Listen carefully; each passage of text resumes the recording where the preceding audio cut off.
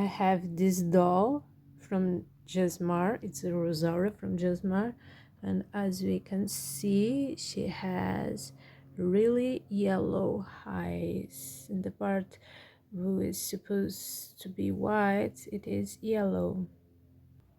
So I will use this hydrogen peroxide 40.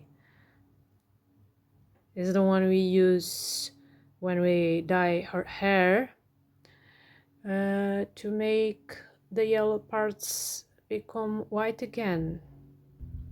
And just put with this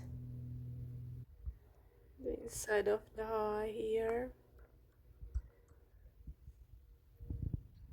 It's okay, it don't remove the blue of the eye. We only have to take care to not put in the makeup because it removes makeup. And it can lighten yellow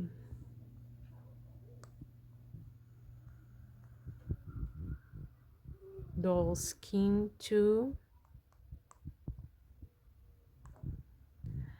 Now we will put the doll in the sun at least 1 hour.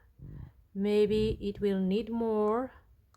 We will see after 1 hour if it is already white. After a few hours with the hydrogen peroxide, we can see that the eye become white again.